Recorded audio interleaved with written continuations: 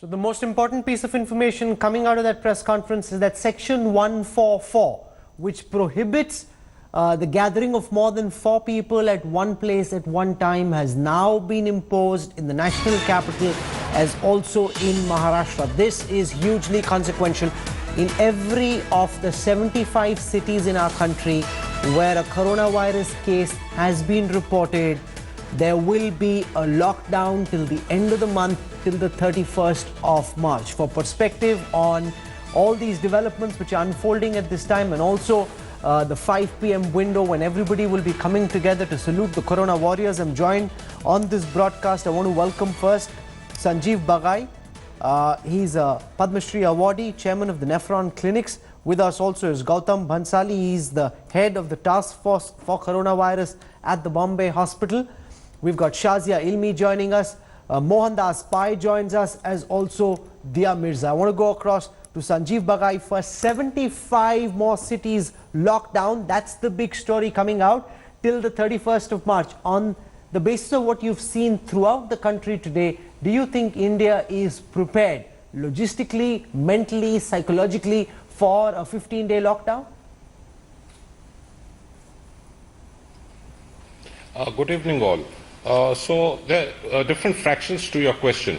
The first is, are we medically prepared as far as to take on the load of patients which are coming in at the present moment? The answer is yes. Are we future prepared to take on the load? The answer is yes. Psychologically, is the Indian public being sensitized? I think today has been a great example for everyone, in which all of us has followed the instructions to keep at home. What is going to happen in the future?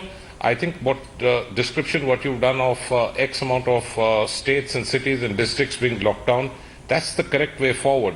You need to actually circle in region by region, and preferably more regions, better the control. The only way we can actually close this down is by stopping, by human intervention, by stopping the person-to-person, human-to-human transmission. So I think this is the correct way forward. What the government has shown so far is a graded response, which is appropriate for the need of the hour. It's a dynamic situation. It's a situation which is evolving, and things can change from day to day. Okay, so remember what we saw today was a purely voluntary Janta curfew.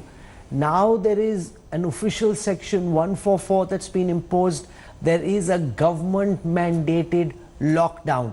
Mohandas Pai, today's Janta curfew called by the Prime Minister was a resounding success. All across the country, people staying in, but it's also a Sunday. It's a one-day Janta curfew. Now in 75 cities, there will be an official lockdown. On the basis of what you've seen today and your general understanding, do you think that this is going to succeed, a virtually 2-week lockdown announced by the government? Well, Rahul, my view is that the Prime Minister prepared the country for what is going to happen tomorrow and this lockdown in 75 cities. It's a masterstroke to have a Janta curfew, because everybody voluntarily participated and shut down the daily life that they had. But now in future, next week, we are going to be hit by the economic needs of various people. It's easy to say, shut down, don't go to the streets, stay at home, but 60% of our population live on daily wages. What will they do? So we need a large economic package. We need compassionate citizens to come forward, adopt one family each to give them money so that they can live. Because many of them wouldn't have the rations, they wouldn't have the food, they'll have to go on and get it. So we have to provide for them. So the economic consequences of something has to be seen. If the economic consequence not being taken care of, then people will go on the street, they'll be hungry. What will they do? They don't have enough money, they don't have liquidity. So I think we have to think through this very carefully. People will follow this, people will do it because they're very scared of their lives. But we have to take care of the economic consequences of this decision, and that has to be done very fast, and government has to come out today itself what they're planning to do. Many states have done it. Rajasthan has done it, Punjab has done it, Karnataka has done it, UP has done it, Kerala has done it. All states have to come out with this. To me, that is the bigger worry.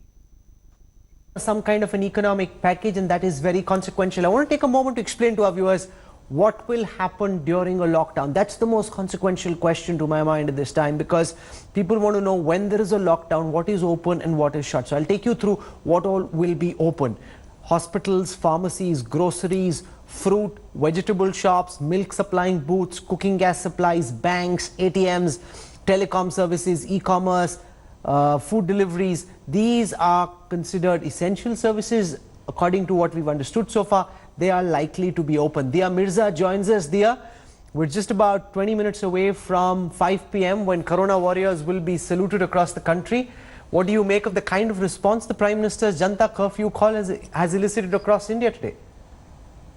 I think it's very, very wonderful to see how many people are willing to commit themselves to the safety of not just their own homes and their own families, but citizens across the country, and recognize the good work done by so many others at the risk of their own lives. And I really hope, Rahul, that we can continue to be evocative of this empathy and this trust and this love for each other, because these are difficult times for everyone.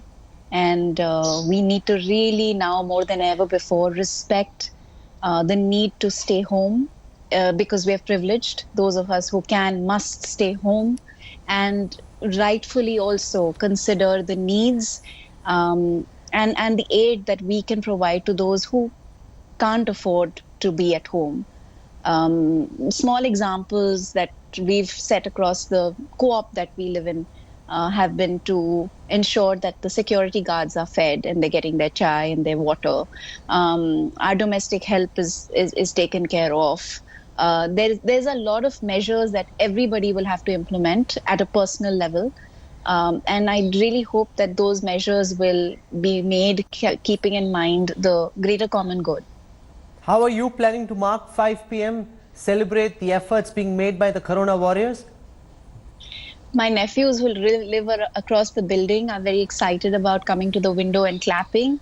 And I'm looking forward to joining them, seeing them from my window across the building. Well, we'll hopefully come back to you clapping with them at 5 p.m. to get a sense of how you're marking the Prime Minister's call for a salutation to the Corona warriors, and some of them, whether these are airline staffers, whether these are hospital staffers, those especially dealing with Corona cases, have really gone out of their way, put their lives and limbs at risk to ensure that we win and are able to fight the coronavirus. Dia Mirza, thank you for joining us. Shazia Ilmi joins us now. Shazia, throughout the last few days, the government's been saying that don't hoard, there's no need for panic, there is no lockdown coming. Now it's been announced that 75 cities will indeed, every place where there's been a coronavirus case, till 31st of March, there will be a lockdown. A lot of people who are watching this story unfold will be very concerned about essential supplies, about how they'll get by.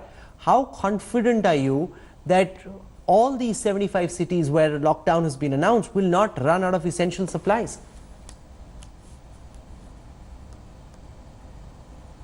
First of all, Rahul, I would like to thank all those who are on the field, the Corona warriors as we call them, fighting this battle for us while we stay safe as we can be.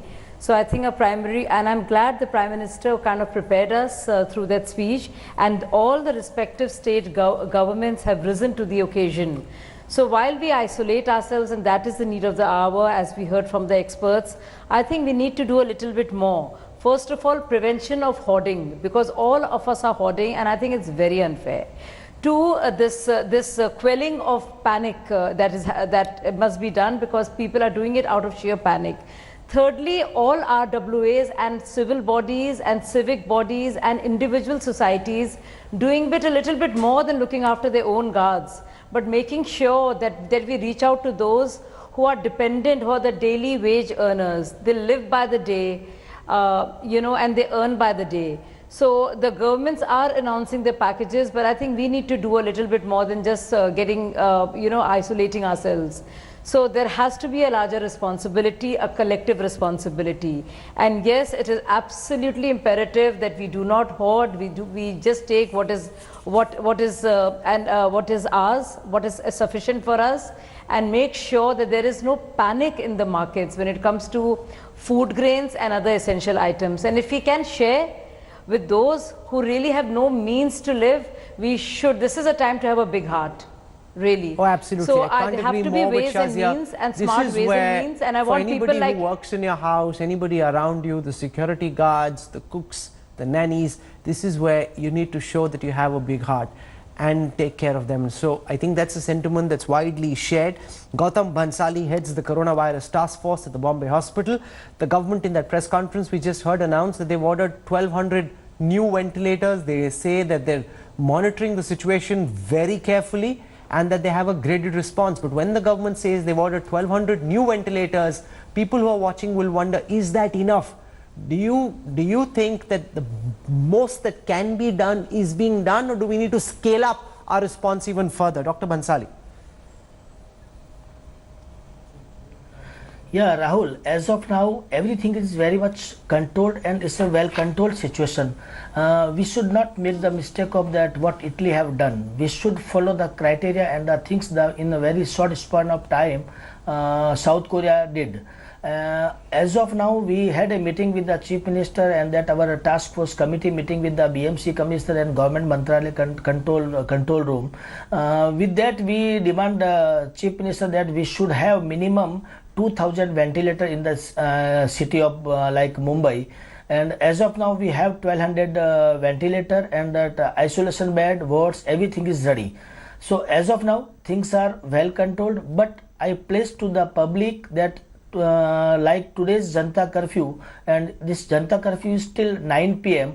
But after that 9 p.m. we should not come on the road. We should extend this Janta curfew for at least 1 week or 10 days to break the chain of transmission of this deadly virus. And with that, we are very hopeful that we will control the condition. Our task force, our committee, our airport authority, our BMC commissioner, BMC department, health worker, doctor, nurses, all are on the road. They all are doing 24/7 very hard work. And with that, I am very sure, very confident things will get very controlled very soon. You know, I've just received information that at 6 p.m. there will be a press briefing of the Lieutenant Governor of Delhi and the Chief Minister of Delhi, and they will explain what the lockdown in the national capital will really mean. So there will be, as the government's already announced, a complete lockdown. We haven't seen anything like this in living memory. Lockdown in the national capital, lockdown in states like Uttarakhand, Rajasthan, in Maharashtra. 6 p.m. is that big press conference. 5 p.m. is when people will come together to salute the corona warriors. Sanjay Jha has been taking multiple pot shots at what the government's done so far. We'll try and ask him when we come back from a very quick break what his objections are and what more would he like to see the government do. Our coverage is non-stop and we come back on the other side of a very quick break. Stay with us. Hello everyone, this is Rahul Kamal here. Hope you enjoyed this video. For the latest news and analysis, like and subscribe the India Today YouTube channel and don't forget to press the bell icon to stay updated.